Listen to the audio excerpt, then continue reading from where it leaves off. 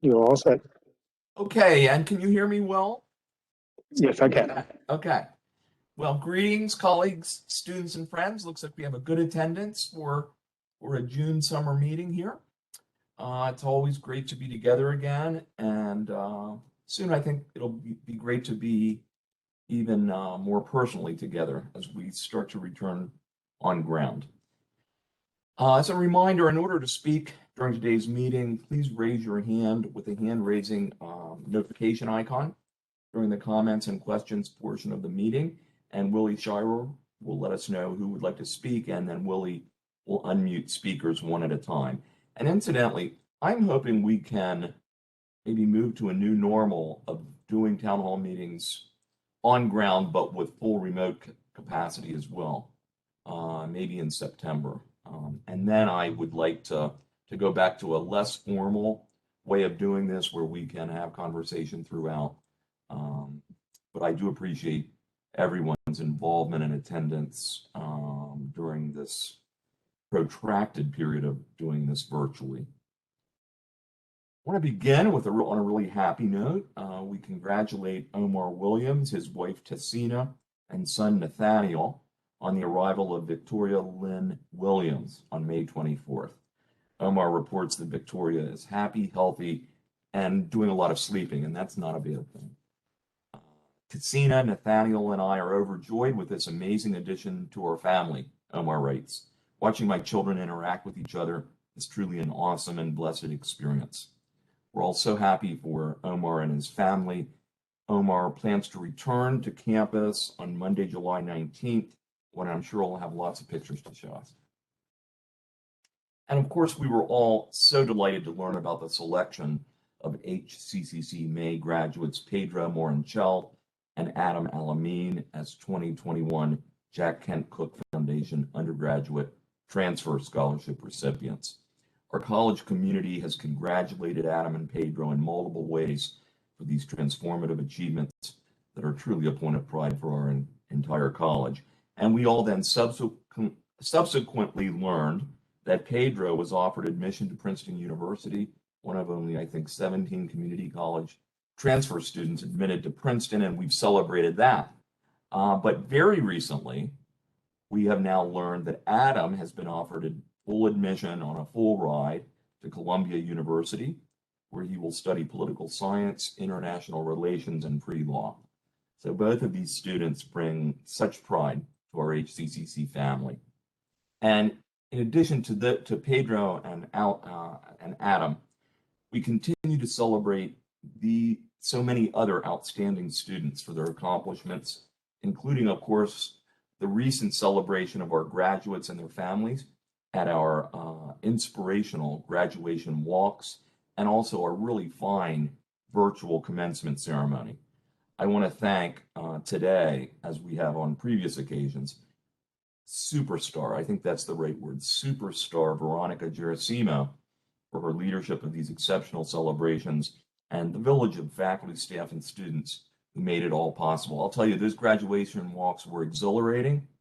All 16 hours of them. I slept for 2 weeks afterward, but they were so wonderful. And I learned a lot of things. One of the things I learned, I don't know if he's on, Patrick Moore is a fantastic cheerleader with the pom-poms. He was there every moment, cheering every family and student, as were so many. It was just really, really exceptional. Recently, we received also the wonderful news from the National Science Foundation that Hudson County Community College is the recipient of our first ever NSF grant to be awarded directly to the college. We participated in other NSF-funded consortium grants involving multiple colleges, but this is our first Hudson County Community College NSF grant award. That's a big deal. And, you know, there's a whole sort of hierarchy and culture around receiving significant NSF funding. It starts smaller and then it builds. And this grant will support the continued growth and development of our new construction management program. And we want to thank and congratulate Dr. Burl Yearwood, Dr. Azara Mahmood, Katharina Mirasol, and their colleagues. there are lots of others involved for this really fine accomplishment. We look forward to supporting and observing the outcomes of this exciting project in a new program that has wonderful opportunity.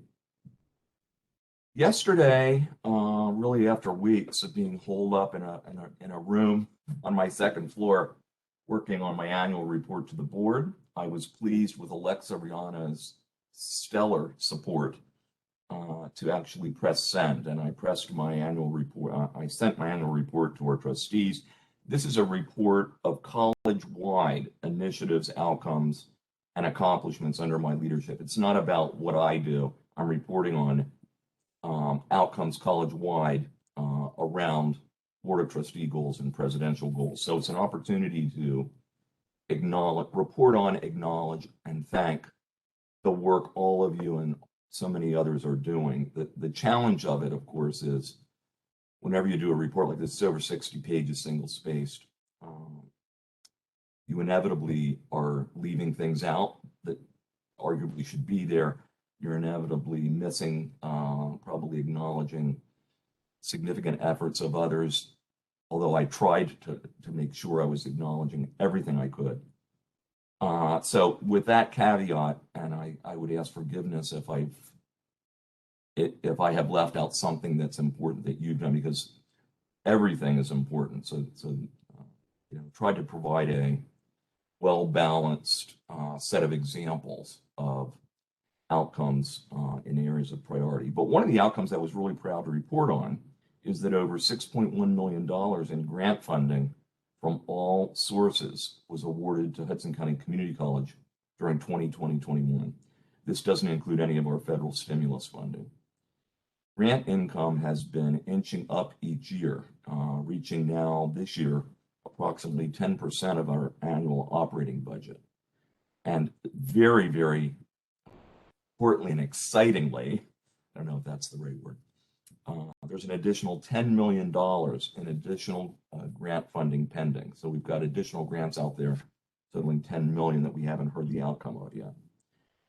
I want to take this opportunity to thank all faculty and staff who've written and supported these grants and grant projects, with a special thanks to our colleagues in the grants and foundation offices, and very importantly, in continuing education and workforce development, Lori Margolin and her team really are leading the charge on so many grants. I really don't, Lori, I don't know how you do it, but it is pretty impressive and exciting. So I want to say thank you and a shout out to Nicholas, Sean, Idea, Lori, John Scanlon, who does so much to support these, and many, many others. We were all pleased to learn about the exciting plans announced recently for a future museum in the Pathside building in partnership with Centre Pompidou in Paris, France.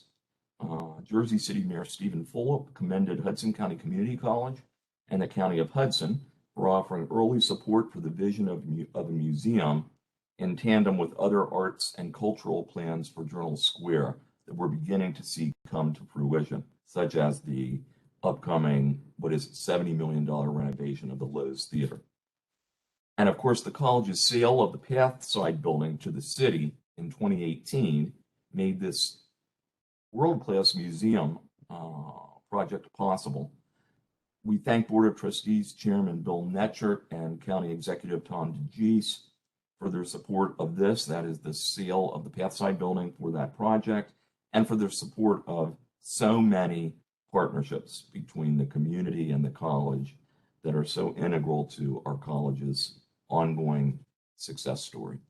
And I think what we're going to see happening going forward is just going to continue to build and intensify. It's really an honor to be here at this time of exciting opportunities for our students and others. At their June 8th meeting, the Hudson County Community College Board of Trustees approved a resolution pertaining to negotiating and entering into an agreement with the Jersey City Redevelopment Agency to sell our facilities at 70 Sip Avenue, where I am, and 162, 168 Sip Avenue for the city's future use in the continued development of Journal Square. Now, very importantly, this agreement will allow the college to continue to occupy these facilities for at least the next 3 years, while planning for and financing of our new academic tower advances. So nothing's going to change if you live in one of these buildings, work in one of these buildings for at least 3 years. But ownership, if we can bring this to fruition, will move to the city. They'll allow us to stay in the facilities, which is really worth a great deal in addition to the funding that the sale will provide in advancing our tower project. We won't have to relocate to temporary quarters, and it's a true win-win.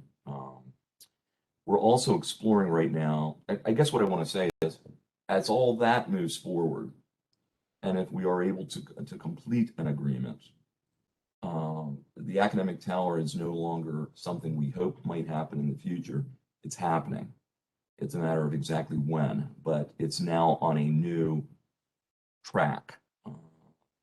And that in and of itself is exciting, certainly for us, and will also fit beautifully within all of this development that's moving forward. We're exploring right now an application to a new program. It's called the New Jersey Incentive Program, which provides up to 40% match for projects like our academic tower. The tower is aligned beautifully with the objectives of this new incentive program in New Jersey. And so we are now working with others to begin to determine how we might apply for that funding that frankly could close the gap in the remaining funding we need to build the tower.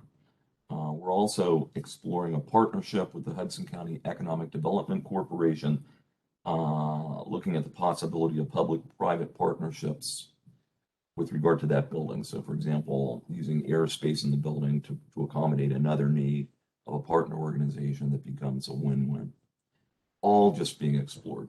I do want to thank Nicholas Chevroletti, who's on a well-deserved vacation, for his leadership and support in these efforts. Recently, there's really such good news in spite of all the challenges that we continue to navigate. We were really pleased to learn that Hudson County Community College has been awarded $2.7 million through the Securing Our Children's Future Bond Act. This is going to fund technology upgrades in the STEM building and the Culinary Conference Center. This funding will be used to add and enhance Hudson County Community College's immersive telepresence video, or ITV classroom technology. I'm used to calling ITV interactive television. It isn't anymore. It's something totally different than the ITV of the past. Immersive telepresence video. Now, I'm really out of my league when I try to describe any technology, particularly this. So I asked Tricia Clay to help me articulate this, and so I'm largely quoting her in these next few comments. The technology that this grant is going to fund, which is an expansion of what we have already begun to put in place, more than begun, what we put in place pervasively throughout our campus during the pandemic. This technology will provide a superior, live, collaborative experience for remote students in courses that blend on-campus and remote teaching and learning, and for students attending courses simultaneously at both the Journal Square and North Hudson campuses. ITV allows faculty and students to share lessons and assignments in multiple ways using classroom computers or wireless student devices. Maximum movement and superior in-room experiences come from hands-free microphones and ceiling-mounted speakers. Voice tracking technology focused tightly on the person speaking. This focus creates a personal conversation rather than a wide-angle distant experience. The cameras follow who's speaking, and you're seamlessly seeing the person and the voice close up in a focused way. The new grant-funded and enhanced technology in the Culinary Conference Center and in the STEM buildings' high-touch labs will include a third camera in these classrooms that will focus on the tactile experience. So, for example, a ceiling shot that shows in the Culinary Conference Center, I'm so glad ours here, shows hands kneading bread, chopping vegetables, or icing a cake, or capturing experiment techniques to ready students for their in-lab experiences. Stations such as spectrometers, microphones, vented areas, anatomy, and the like will allow a focused view for remote students to become, and these are Trisha's words, technologically immersed into a class. This ITV technology has been employed and expanded throughout the colleges I've mentioned during the pandemic. It's going to serve our students and staff exceedingly well going forward and into our new normal. And I asked Trisha in a very recent meeting whether I'm correct, and she confirmed that I am. We are now a college with advanced technology relative to others. Not that it's all about competition, but I think it's important for our college community to appreciate how sophisticated and how pervasive these new technological opportunities are going to be for us in being able to reach and provide access to more and more students in multiple modalities. One of the outcomes we're experiencing right now, as I think most of you are aware, is that we've now been able in the last few months to complete planning to add 9 full program offerings at the North Hudson campus using this technology, bringing the total number of full program offerings there to 19. So, we had 10 fully available programs at North Hudson. There were a bunch of others where we needed just a few courses that weren't on ground at North Hudson that would then require students in those programs to go back and forth and to do part of their work here. With ITV, we can link the courses already being offered on the Journal Square campus to North Hudson. So as we get back on ground and begin to work move forward, that's important for the residents of Union City and that whole area. That campus serves their needs, and being able to do all of a program there is so important. So we're hoping this will allow us to reach, frankly, to provide access to more residents of Hudson County in the vicinity of the North Hudson campus, where we have this beautiful campus under one roof. And it's all being made possible by technology. We don't have to have second course sections there. The other thing that I really want to celebrate with all of you is having had a lot of experience as an administrator, not as a teacher, with the ITV of the past, I can tell you what we're doing is really doing this right. So whenever we offer a linked course that brings together students on both campuses, the instructor will be live at each location the same amount of time. So if it's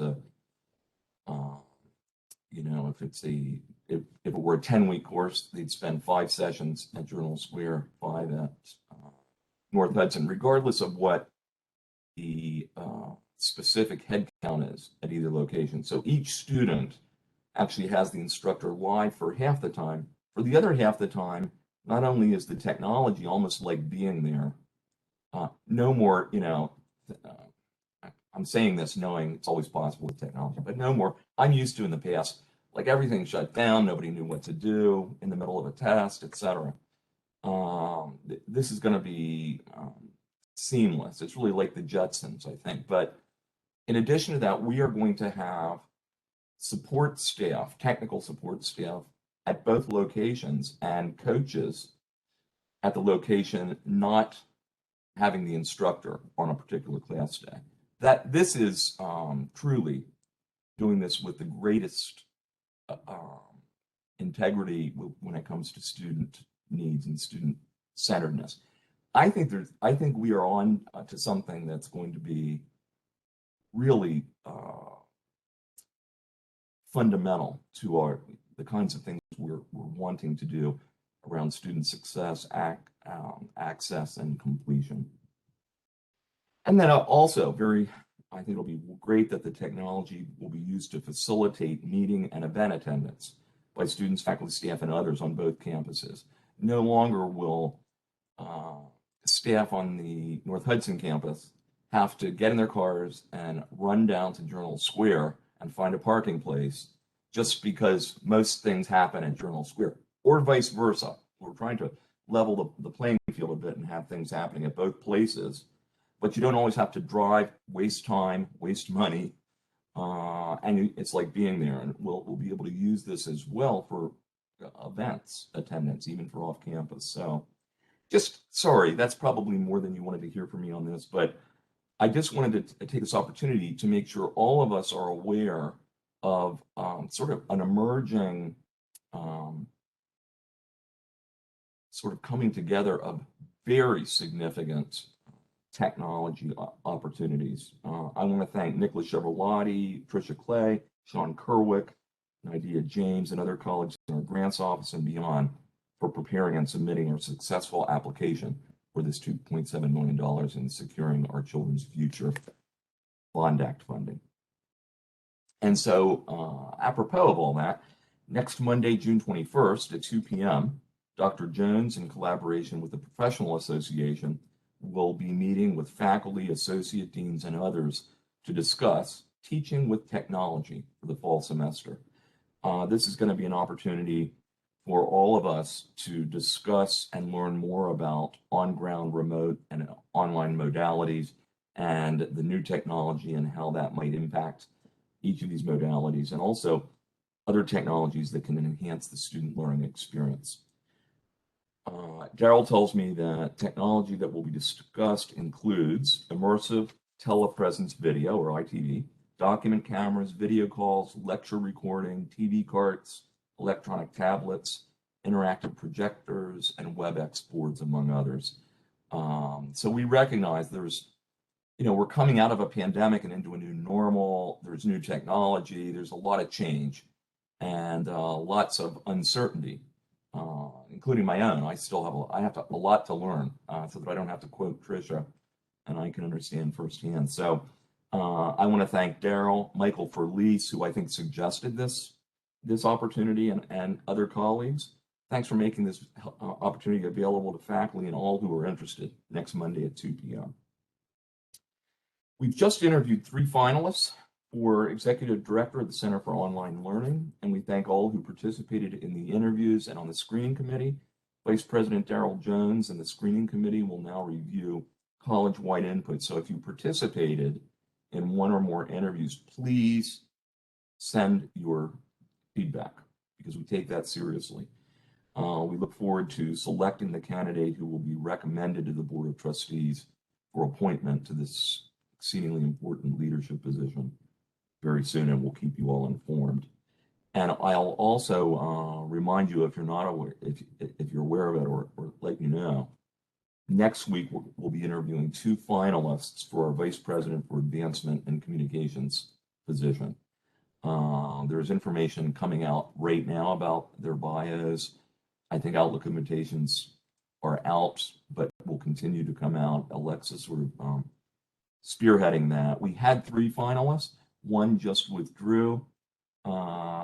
He lives in Florida, and his wife, or Georgia, his wife was being relocated to New Jersey, and she just found out she's no longer being relocated to New Jersey. So so much change underway. The 2 candidates we are interviewing, I've had an opportunity to interview virtually, and their backgrounds are very, very strong. So I hope you can participate and give us your feedback. There, of course, will, as always, be open forum presentations where the candidates will offer a presentation. Okay, shifting gears for a moment. As many of you are aware, Eric Adamson, in collaboration with colleagues in the Gabert Library, the Department of Cultural Affairs, and across the college, recently organized a student poetry competition, leading to the selection of an annual Hccc Student Poet Laureate. The selection will be made each year by a committee of students, faculty, and staff, which also plans the college's annual Poetry Month activities. Going forward, the Hccc Student Poet Laureate will be invited to read original poetry at events such as Commencement and College Service Day.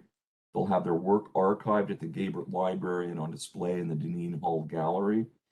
They'll read poetry in workshops and to children in the area elementary and middle schools and they'll have their work published in our Crossroads Literary Magazine, among other opportunities.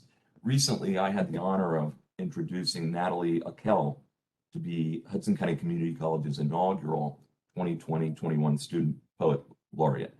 Natalie's a first-generation American whose family is from the Dominican Republic and Lebanon. She graduated from the University of Vermont in 2019 with a BA in English. And after deciding between social work and nursing, Natalie chose to continue her education at Hudson County Community College as a nursing major, coming to us with a bachelor's degree from the University of Vermont. We look forward to introducing Natalie to you and inviting her to read her poetry at a future town hall meeting and in many other venues. Professor Adamson, thank you for your creative leadership to establish this exciting new tradition at Hudson County Community College. And if I could just mention this as well, I taped a paid podcast yesterday with Dr. Yearwood and a student, an exceptional student who actually has come here to begin to learn more about biology and related coursework. She has her master's degree from Cornell in landscape architecture, an undergraduate degree in environmental science, if I'm remembering correctly, from the University of Minnesota. And she's now here. Not only is she here, returning at all, but she describes in the podcast, I hope you'll watch it because it's just really inspirational, how she had preconceived notions about what it would be like to be at a community college. She actually wound up trying this because she met one of our students who inspired her greatly. And she has just found it to be such a dynamic growth experience and has such high regard for the diversity of our students and all they do in order to achieve their education. I mention this because we're talking about two students here who have a bachelor's or graduate degree, who are among our student body. We're seeing more and more of these. I'm sure our faculty are. It's another example of how the community college mission just keeps expanding. And the stereotypes of a narrower mission of the past really need to be broken down, and we're in the process of doing that. But we have, in the case of this student, she talks about how the community college experience has added to her growth as she contemplates pursuing a doctorate. So, all good. On June 3rd, many members of the college community attended a strategic planning summit where the draft 2021-24 strategic directions were discussed and goals and initiatives to advance the accomplishment of our strategic directions were drafted. I want to thank many of you for participating in our strategic planning summit and also in earlier focus groups on the core strategic planning team and on teams that worked on other foundational plans such as the academic master plan, the student success action plan, the DEI plan, and others. We're currently reviewing the many ideas and suggestions that have been generated into a draft strategic planning document, the 2021-24 Hudson County Community College Strategic Plan. We'll be sharing this document with the college community, and our goal, which is an aggressive one, is to complete the plan for board approval at the August 10th meeting of the Board of Trustees. I want to thank Heather DeVries for leadership of this process. I know Heather's here. Heather, you're a superstar too. I'm going to be talking about you again several times, but we really appreciate your leadership, really bringing all these disparate but related pieces together and making sure that we have college-wide input into the document that all of us will own going forward.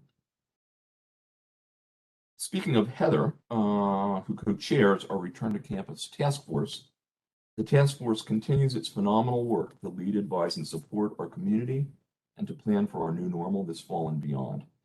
As you're aware, we've asked all who worked or taught on campus prior to the pandemic to plan to return on ground no later than August 16th, when our summer work schedule concludes and our fall schedule begins. I apologize for whatever reason I'm tongue-tied today. Maybe I always am. We thank many students, faculty, and staff who've already returned to campus, and we look forward to everyone's full return by August 16th or as soon thereafter as faculty begin teaching. Over the last 2 days, the Return to Campus Task Force has provided important updates to all students, faculty, and staff. Let me repeat a few key points, and then I'm going to ask Heather and Lisa to speak. On June 4th, Governor Murphy signed a bill that formally ends the public health emergency in New Jersey. This action, which takes full effect on July 4th, I think it's the 4th or 5th, terminates most of the previous executive orders issued by the governor during the COVID-19 public health emergency. This includes Executive Order 155, which governs the restart plans of institutions of higher education. As a result, we're making changes that are consistent with the governor's rescinding of these executive orders and also consistent with CDC guidance effective Tuesday, July 6th, exactly at the time that the executive order ends. Effective July 6th, masks will no longer be required on campus for fully vaccinated individuals, although anyone who chooses to continue wearing those masks are absolutely welcome to do so, and I know many will. And masks remain a requirement for unvaccinated individuals. Social distancing will no longer be required, but the RTC task force asks all members of our community to be mindful and respectful of peers and the personal space of others.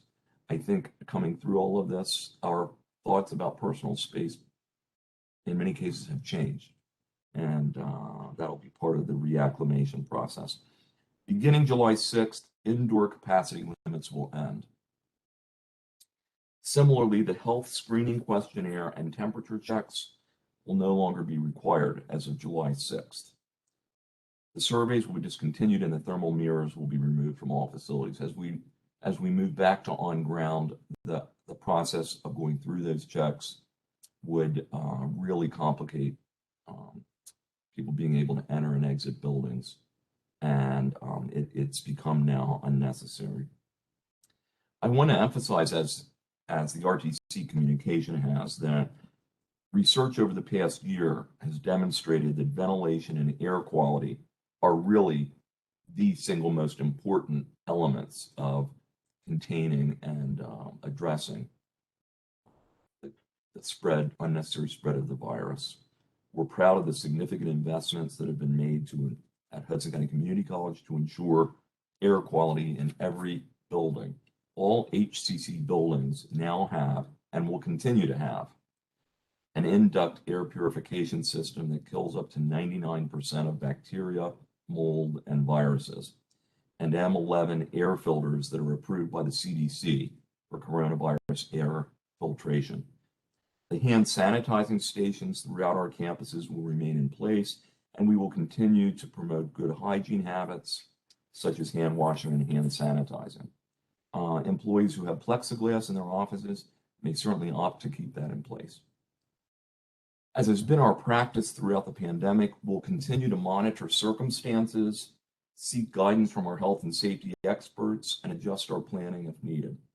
Our priorities will continue to be the health and safety of all students, faculty, staff, and community members, and the ability of our students to continue to make progress toward completing their academic goals. If you're not yet fully vaccinated, please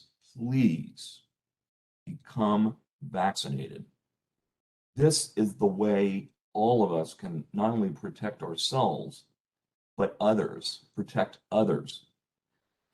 So we hope you'll come vaccinated if you're not already as soon as possible and before returning to campus. And with that, I'd like to invite our co-chairs of the RTC, Lisa Doherty and Heather DeVries, to offer an update. And Lisa and Heather, I'm sorry, I've probably covered things you're planning to, but multiple mentions are always positive. Thank you very much. Thank you, Chris. Yes, you made my job quite easy. So thank you very, very much. So I think everyone received both emails, and we do apologize for inundating you in the same week. We do try to space them out, but it's very, very important that you take the time to read them. One is basically what Chris just reviewed about our changes in protocol. The second is what Heather will review in a moment about vaccinations. So I'll just add a couple of things to what Chris shared, and definitely do review the changes. We no longer require masks of vaccinated individuals, but we certainly encourage those who are vaccinated to wear them if you choose. Unvaccinated people are required to wear masks. So I'll ask the question before it's asked. Will we be requiring proof of vaccination? No, we will not. There are no community colleges in the state of New Jersey who are requiring proof of vaccination. Just like we relied on our wonderful community members for mask wearing and being honest on the questionnaires and surveys this entire year, we are relying on the honor system, and that our community will continue to do the right thing, which they have done for the past almost a year and a half. So I am actually somewhat surprised that even though people who are vaccinated are not required to wear masks, when I'm in stores and out and about in my community, I would say the majority of people are still wearing masks, which I think is awesome. So we will not be requiring proof. No one should be asking for proof of vaccination, nor should you ask someone if they've been vaccinated or not, unless they volunteer that information.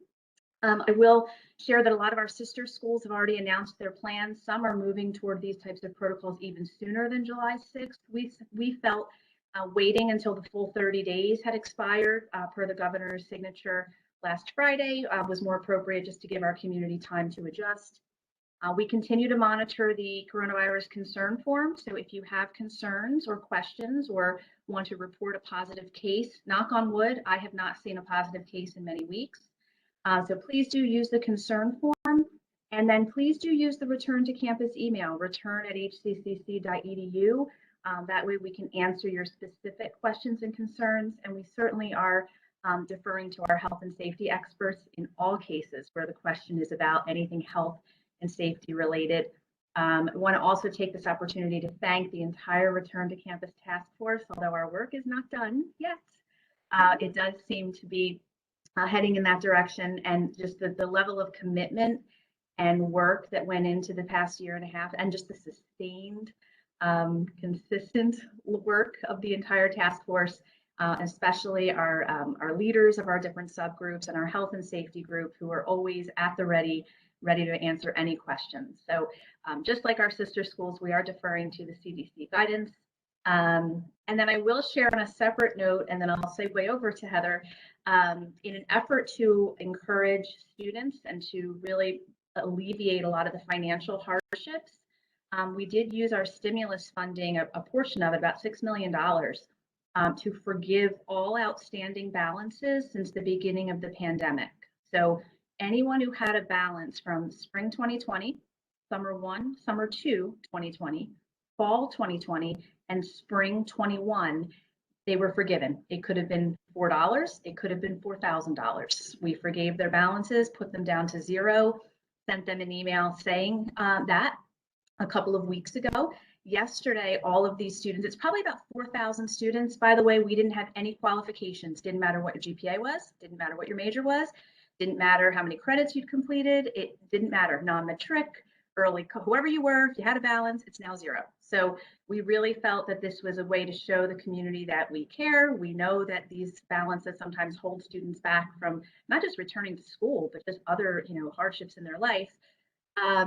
Yesterday, all of these students received a second email saying, so glad we could forgive your balance, and now it's time to register. So with instructions on registering for summer 2 and fall, and I requested a report from Aleutian to be able to tell us how many of these students do ultimately re-enroll. So if a student were to say, oh, but I paid my balance, why didn't I get the benefit of this? No problem, apply for CARES Act funding.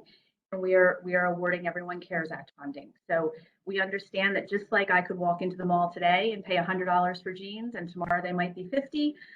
This is the same type. I would never, by the way, spend $100 on jeans.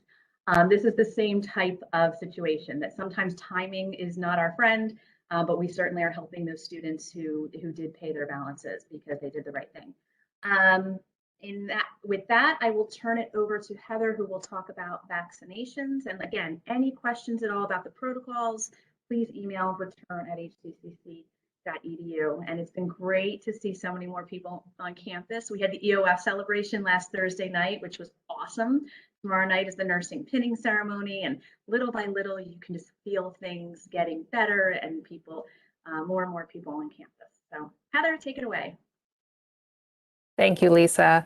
My network connection is a little bit spotty today, so if I drop off, Lisa will pick up and fill in the gaps. Otherwise, I'm just provide a few brief vaccine-related updates, echoing the communication, the return to campus communication that went out yesterday afternoon. First, an update on our partnership with the North Hudson Community Action Corporation. Again, we are so grateful to them for establishing this partnership with us, and we are grateful for their service. It's been a very successful partnership. We learned earlier in the week that the majority of the 39,000 vaccinations distributed by the NHCAC, the majority of those have been administered at the HCCC campuses. So not all to HCCC students, faculty, and staff, but have been administered at our campuses, which is a real point of pride. Otherwise, the NHCAC is adjusting its hours effective this week. The new schedule started Monday. They had been there 5 days a week. Now they are scaling down to 3 days a week and are shifting to a Monday, Tuesday, Thursday schedule. And they will be at the North Hudson campus through July 29th. So HCCC individuals can still make an appointment to receive the Moderna COVID-19 vaccine through the NHCAC at the North Hudson campus. For first and second dose, if the second dose is scheduled after July, or if either dose is scheduled after July 29th, you'll just have to visit one of the NHCAC's other locations to receive it. So again, we are just so grateful to them for this partnership. Otherwise, we continue to encourage HCCC students, faculty, and staff, as well as the broader community, to get vaccinated if they have not already. And while HCCC is not requiring students, faculty, or staff to be vaccinated or show proof of vaccination, we would like to make everyone aware of just two important timelines as we all kind of shift into summer mode and start preparing for fall, that for individuals to be fully vaccinated, 2 weeks past the second dose of Moderna or Pfizer, or 2 weeks past the single dose of Johnson & Johnson, by August 16th, which is the date of return to work, pre-pandemic schedules for the college, need to receive the first dose of Moderna on or before July 1st, and the first dose of Pfizer on or before July 8th. And then for Johnson & Johnson, you would have to receive the single dose on or before August 1st, and that's to be ready for the August 16th return to work date. For September 1st, the first day of our fall 2021 semester, the first dose of Moderna would have to be administered on or before July 15th, and the first dose of Pfizer would have to be administered on or before July 22nd. The single dose Johnson & Johnson on or before August 15th. And those timelines are in the email the Return to Campus Task Force sent out yesterday for you to consult if need be. Otherwise, the vaccine is also widely available now at local pharmacies, your local CVS, your local Walgreens. So if it's more convenient to take advantage of those resources, we encourage you to do so. Finally, forthcoming from the RTC email, again, we try to space them out, but this is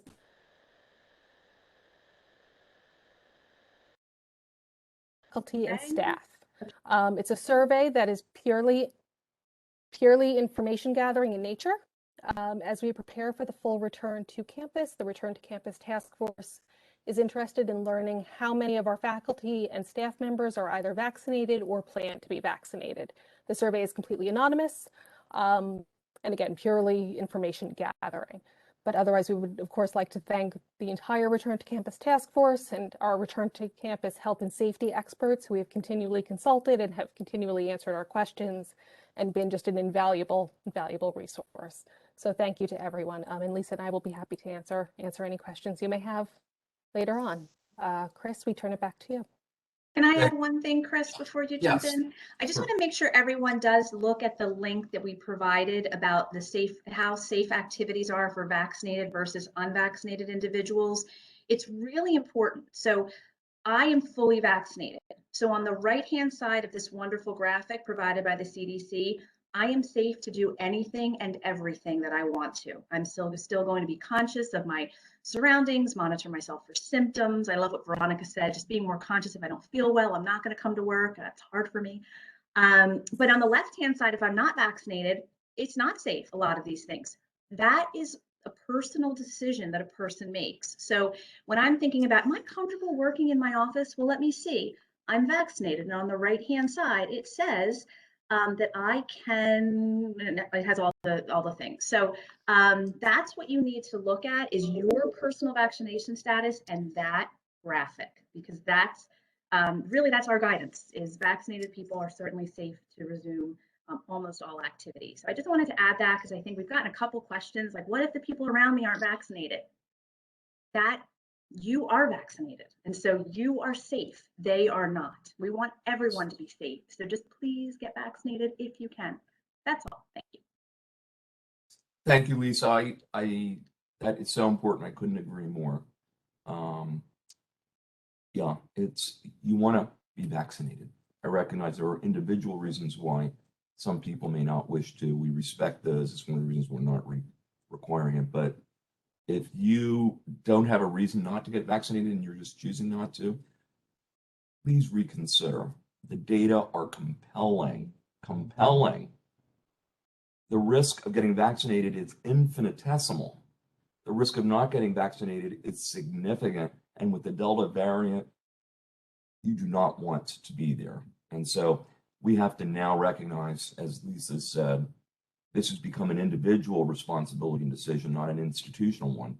But we sure want to do everything we can to encourage and facilitate everybody getting vaccinated. And in that regard, I too would like to thank the Health and Safety Committee that has done a lot to provide education and training, education about the risks, about the myths, frankly, and I believe they're going to continue to do that. And I thank Dean Kathy Sarangelo, Sirhan Abdullah, Kathleen Smith-Wenning, Warren Rigby, and others on the RTC Health and Safety Committee and beyond. So thank you all so much. We have gotten through it together. We truly have. So now shifting, again, we're honored to have been invited to lead a virtual nationwide presentation as the concluding session of a two-day, full-day Association of Community College Trustee Virtual Diversity Institute. We'll be offering our presentation on Friday, June 29th. And our presentation is entitled Diversity, Equity, and Inclusion at Hccc, a case study for developing DEI models and best practices. The presentation will focus on our DEI model here through the lenses of a trustee, president, chief diversity officer, faculty member, and student/alumna. Joining trustee Pamela Gardner and me on the presentation team will be Eurus Pujols, Eric Adamson, and student alumni representative to the Board of Trustees, Coral Booth. If you're interested in attending the whole institute, so the two-day institute will be held on two separate Fridays, Friday, June 22nd and Friday, June 29th. I think it's between the hours of 9 and 5, if I'm remembering correctly. If you want to attend the whole thing, we will register you. We will pay the registration fee. We're actually trying to figure out exactly what we're entitled to since we're participating, right? But we will make it possible for you to register. If you want us to register you, we do ask you to attend the entire two-day conference. Or if you just want to attend our HCCC presentation on June 29th between 3 and 4:30 p.m., maybe 3 to 5 p.m. Either way, please contact Alexa Riano. Alexa will make arrangements to register you and or to provide a link to our webinar. Yours is currently on vacation, but I would like to invite PAC Day co-chair, our valued colleague, Lisa Williams, to offer remarks and an update on the always inspirational work of PAC Day. Lisa. Thank you so much, Chris Reber, and welcome and hello to everyone. Thank you for this opportunity to share. Yes, we are absolutely missing our partner at this time, but I'm happy to share because there are lots of contributors to the work of PAC Day and the efforts that are being led here through the college. But so to update you, we want to let you know a few things. One, we were involved with community outreach on June 5th at 9:00 a.m. Up until around 1 p.m. Members of PAC Day supported the college in its efforts to provide resources to the residents of Jersey City and beyond on behalf and in partnership with the BITE organization. The BITE organization, they held their community event at the Lincoln High School in the parking lot.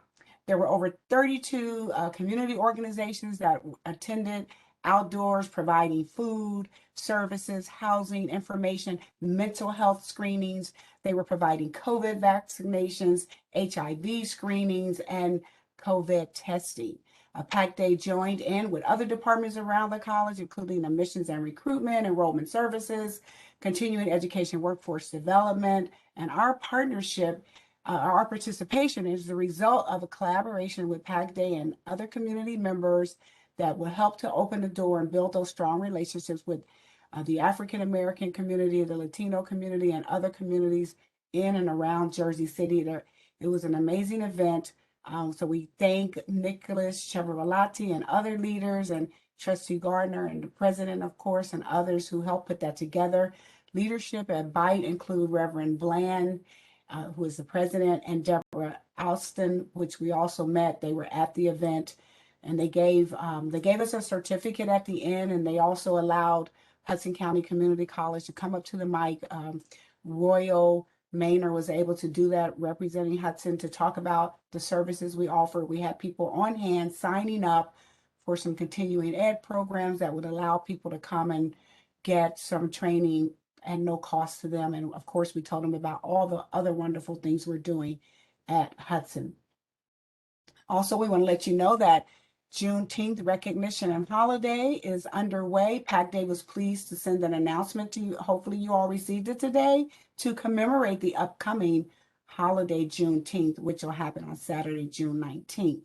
The day represents the fact that President Abraham Lincoln's Emancipation Proclamation officially ended slavery in the United States on January 1st, 1863. However, a lot of people did not fully realize the benefit of that until June 19th, 1865. This year at Hcc, we are observing Juneteenth as a floating holiday. However, since June 19th falls on a day that we're already off, we're providing employees with the flexibility to take the day anytime up until September 30th, 2021. Please feel free to contact any of us in HR if you have any questions on that holiday and any other holidays. We also want to make mention and update you about our summer inclusion tour. So PAC Day, in collaboration with other departments and individuals from around the college, we all hope that you're having a safe and wonderful, enjoyable summer. But with that, we know that people have been very busy and, pivoting a lot over the past 16 months. And we all believe that a relaxing time is welcome. But while you're enjoying your summer, we don't want it to go without participating in the summer inclusion tour. So you probably already involved, you got the program. So we definitely want to give thanks to talk about another rock star, Natalia Vasquez Bakken and Amala Ogborn, add to the list of rock stars. And some of the events are happening. They're amazing. Everybody at Hudson's a rock star, but we have the extra rock stars.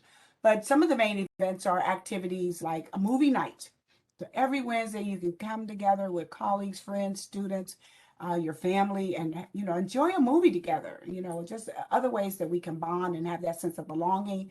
There's also a Want to Talk About It series also happening each week, and then there's a variety of special seminars that happens on Thursday. So the Summer Institute, the Summer Inclusion Tour are Mondays, Tuesdays, and Wednesdays. No, I'm sorry, Tuesday, Wednesdays, and Thursdays. So we give you Monday off. So please check the complete program guidebook for all the detailed list of all the wonderful events. And if you're interested and you didn't have a copy yet, you can let us know. You can send an email to pacday@hccc.edu or contact any of the persons that are involved. Also, keep in mind that there is a panel discussing a very important topic, motherhood amid the pandemic. Some of you participated by sending pictures of you and your child or what have you, but that panel will happen on July the 8th at 2 p.m. So that's a very special event happening. I just want to update you on the much awaited PAC Days action plan. It's in its final stages. We're hoping soon to definitely get that out college-wide so everyone can take a look at it, provide your thoughts, and share any feedback that you would have. But we are very thankful to the president, the board, and all the people that are involved with helping to look at that. We sent it to some of our college-wide partners to get their input and insight. We would also like to update you that PAC Day has a now very functioning fourth overarching goal. You've heard us talk about it a few times. We did add it as a suggestion of the coaches from Achieving the Dream and also, other members of the PAC Day committee. So the overarching goal number 4 is building community and a sense of belonging for students by advancing their academic development, professional development, growth, and personal transformation. And they have already started their meeting. This is great news, and we believe that this will definitely be one of PAC Day's bread and butter goals because it speaks directly to the support of making sure all of our students have equity in the success that they're trying to reach. And you'll have more, we'll update you about that more. We will also be adding to our membership of PAC Day.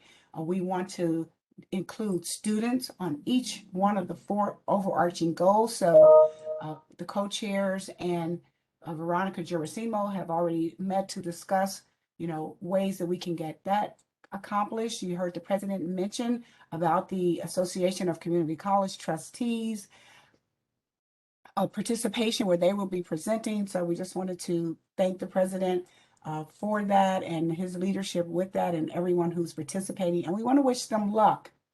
Also, there's awards and acknowledgments that happen all the time. And now PAC Day has been included in applying for a couple of awards. I just wanted to let you all know, we wanted to update you on this so that you all can wish us the best as we apply for insight into diversities, Higher Education and Excellence in Diversity Award, the HEED Award, and also the Association of Community College Trustees Charles Kennedy Equity Award. So many of you have already contributed to pieces of that application. We are so happy. And last but not least, we want to make mention and we want to update you about knowledge and education because we know we're a hub of education and we care about people's professional development. But Veronica Gerasimo brought to us some months back this very important training on diversity and inclusion. And so many of the council members, including Veronica Gerasimo, Natalia Vasquez-Bakken, Amala Ogborn, Eric Adamson, Kyle Woolley, Sharon Daughtry, and myself, along with other members of the college, including Darrelly Franco, recently completed University of South Florida, their Moomba College of Business 7-week-long certificate in diversity, equity, and inclusion in the workplace. Each of us received badges and certificates, and we will also probably have other topics that we will start discussing as we start sharing the information that we learned in that 7-week-long training. So again, Dr. Reber, thank you so much for allowing us to share all the updates with PAC Day. Sorry that it was so many, but it just proves how much we're doing. And this is just like a tip of the iceberg. There's so much that everyone is doing. And if anyone, as you have been doing, and we couldn't tell everything, but if you have any suggestions, any ideas of what we can do to increase our initiatives, our efforts for diversity, equity, inclusion at the college, which I know we're already doing, but anything else, we're willing to listen. And again, as we go forward with our new DEI vice president, I'm sure there'll be a lot more, but special kudos and thanks to all the departments and all the divisions at Hudson. That's it. Thank you so much for your remarks and your leadership, Lalisa. It's just contagious. Your enthusiasm is contagious, and your example is. And we also thank an abstentia, Eurus. Next, it's my pleasure to invite Dream Team co-chairs Heather DeVries and Sheila Dinan to offer an update on the continuing comprehensive work of the ATD Dream Team and all of our student success initiatives. And in addition to Heather being a rock star, Sheila, you are too. We thank you for your phenomenal leadership. Heather and Sheila.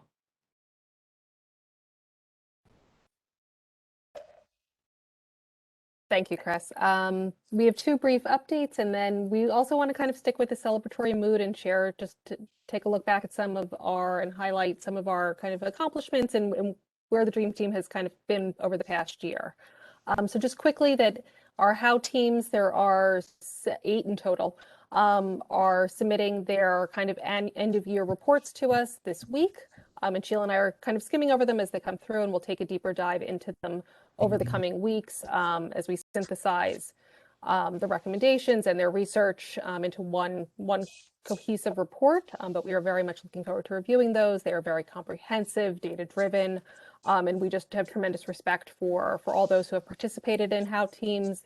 There have been over 100 members of the college community involved in this work over the past year, for which we are deeply grateful. As we know, everyone's plates are overflowing. We appreciate people prioritizing this work, and to our HOW team co-leads as well. So we are keeping an eye out for those and look forward to reviewing them in more depth. We are also working on our annual reflection for Achieving the Dream, the Achieving the Dream organization, that will be submitted at the end of the month, and we will share drafts with the college, with the Dream Team first, and then the final draft will be posted to our Achieving the Dream webpage on the new website. So that is a work in progress. But otherwise, it's been a really successful year, and we just want to share a few high points. Again, there are many, many more we don't want to exclude, but we just selected a few to share with you today. That first, again, we've engaged approximately 100 faculty, staff, and students from across the college from all different functional areas, which the level of engagement has been really, really phenomenal.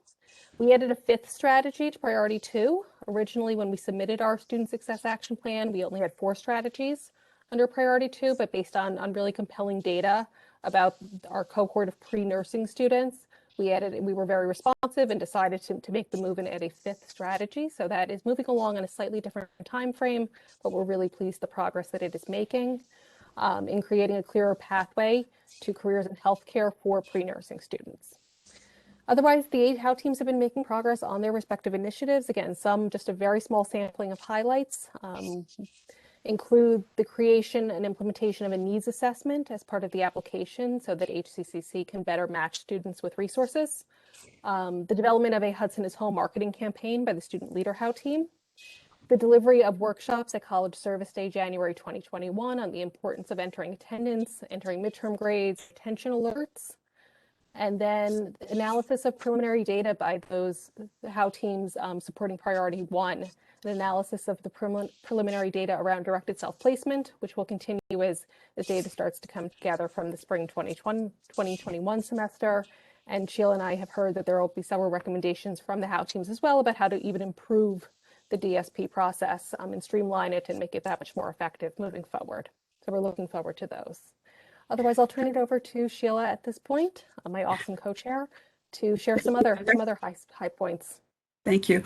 I will just piggyback on some of the things that Heather has already spoken about, but our Student Leader HOW Team 2.1 has been recognized by Drs. Fifield and Garcia as a nationally distinctive program.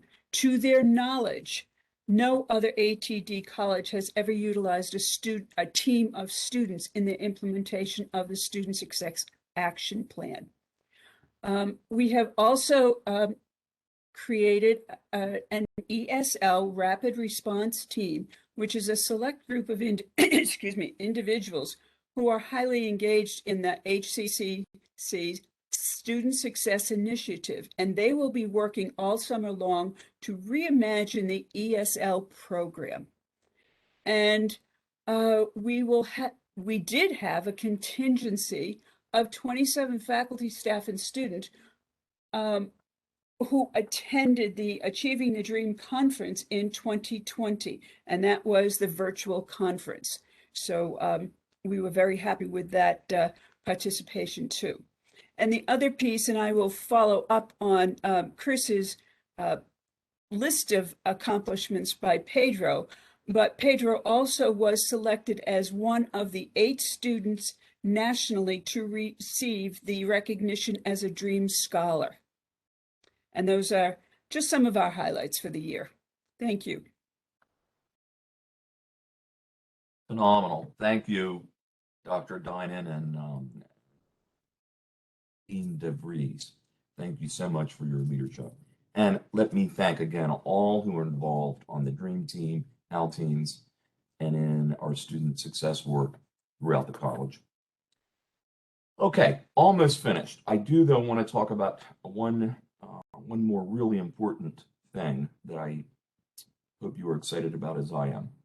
We've begun working in earnest to offer educational opportunities for prisoners in the Hudson County Correctional Facility and for prisoners who are now re-entering society and the workforce. Lori Margolin has received a grant from the Hudson County Department of Housing and Community Integration, which is going to allow her to begin to lead the offering of virtual degree and workforce training programs in the correctional facility beginning in the fall. We hope to grow and sustain this effort over time through the new Second Chance Pell federal financial aid program. Becoming eligible for as an institution to offer Second Chance Pell, as I understand it, is quite complex. And we thank Sylvia Mendoza and her team and others who are navigating that for us. And we're also working with former New Jersey Governor James McGreevey, who leads the New Jersey Reentry Corporation, and his colleagues. Governor McGreevey would like Hudson County Community College to become the primary educational partner for future non-credit and credit instruction in the new Governor's Reentry Training and Employment Center that is just opening. It's located near the correctional facility in Kearney. A task force chaired by Heather DeVries and Lori Margolin is working with Governor McGreevey, his colleagues, our college leadership, faculty, staff, students, and others to consider all the possibilities and to plan early approaches to prisoner and reentry education, which we hope to grow and develop over time. In addition to Heather and Lori, other members of the task force are Burl Yearwood, I said Heather, didn't I? Burl Yearwood, Sylvia Mendoza, Lisa Doherty, Daryl Jones, Nicholas Chevroletti. I think we're going to have a representative of the registrar's office. There's also interest among students in this project. And let me just say, this has become a growing, I would say, national imperative within our community college sector. I think we all understand that our country's prison system is not a point of pride. The recidivism rates are high. The disparities in who is and who isn't imprisoned are great. And quite honestly, the system doesn't provide pervasive opportunities for correction. But the community college, given our mission, I think we have the opportunity to begin to focus training and education, which is, as we all know, the gateway to second chances, to life transformation, to family sustaining wages. You have to have a degree. You have to have a credential. And so, we recognize prisoners that are reentering. They're walking on a cliff. They can either get the kind of help and support and education and training that will really change their lives. We've heard a community college student who was incarcerated speak at a former commencement about the life-changing transformational opportunities Delaware Career and Technical College provided him. He's now a national scholar and inspirational speaker. He was in jail going nowhere as a teenager. But unfortunately, if reentry personnel don't have that kind of immediate support and the opportunity to advance their education, they're going to fall off the cliff. They're going to wind up back in jail or worse. And here's an opportunity for the community college, which its very mission is to meet students where they are and move them forward and provide life-changing opportunity to really make a difference. And so I hope this becomes sort of the next kind of key overarching part of our college's family collaborative efforts really make a difference. And you know, I've worked with Governor McGreevey. Reverend Flores is very much involved in this work. I've attended some of their events, and I've heard some of their clients, that is, recent reentry individuals, speak. And I'm going to tell you that their stories mirror the inspirational stories of our students. These are students that have essentially been saved. They have had a safety net provided by the Reentry Training Corporation that has moved them into a new life. And when you hear them talk about it,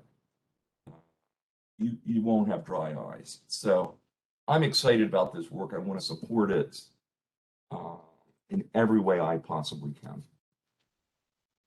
This is probably the longest part of a presentation at these meetings we've ever done, but we are now opening the meeting to questions, comments, concerns, celebrations.